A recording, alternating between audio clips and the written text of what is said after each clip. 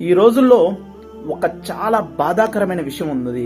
ఆ బాధాకరమైన విషయం ఏంటంటే, ఎవరైతే యువత ఉన్నారో ఈ యువత అంతా చాలా మంది కూడా వాళ్ళ యొక్క టైంని మొత్తం కూడా ఎలా వృధా చేస్తున్నారంటే, టైం మొత్తం కూడా వాళ్ళకి ఒక రోజు మొత్తం కూడా మొబైల్ యూజ్ చేయటంలోను, గేమ్ ఆడుకోవటంలో, లేకపోతే సినిమాలకి వెళ్ళటంలో, వీటిలోనే వాళ్ళ యొక్క టైం మొత్తం అయితే వృధా అయిపోతుంది.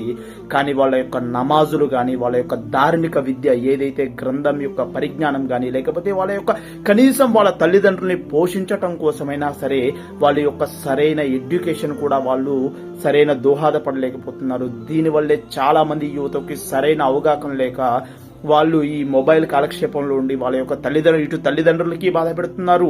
ఇటు దీని పర్పస్ గా చూస్తే వాళ్ళకి కనీసం ఏమీ రాకుండా ఇతరులకు కూడా ఎవరికి కూడా తెలియజేయలేని స్థితిలో ఉన్నారు. కాబట్టి ప్రతి ఒక్కరు యువత మీరు తెలుసుకోవాల్సింది ఏంటంటే, మీ తల్లిదండ్రులకి సహాయం చేయండి, మీ తల్లిదండ్రుల కోసం ఉపయోగపడండి. అదే విధంగా మీ యొక్క ధార్మిక విద్యను నేర్చుకుని నలుగురికి తెలియజేయండి. ఎందుకంటే ఎప్పుడైతే నువ్వు ఒక చదువుకున్నావో నీ యొక్క చదువు నలుగురికి ఉపయోగపడితే ఆ చదువుకున్న వాల్యూ అనేది చాలా ఉంటుంది. కాబట్టి కోసం ఫోకస్ చేయండి. అదే విధంగా ధార్మిక విద్య మీద కూడా ఫోకస్ చేయండి. ఇటు ఇహలోకంలోను మరియు పరలోకంలోను రెండిట్లోనూ సాఫల్యం పొందారు. కాబట్టి మీరు ప్రతి ఒక్కరు కూడా ఇక నుంచి మీ యొక్క మొబైల్స్ ని తక్కువ యూజ్ చేయండి. మొబైల్స్ యూజ్ చేసుకోండి, గేమ్స్ ఆడుకోండి, కానీ ఒక లిమిట్ లో పెట్టుకుని మీ యొక్క విద్య అనేది ముందుకు వెళ్ళాలని నేను కోరుకుంటున్నాను. కాబట్టి మీరందరూ కూడా ఇక మీద ఇలా చేస్తారని అనుకుంటూ నేనైతే దువా చేస్తున్నాను. అస్సలాము అలైకుం.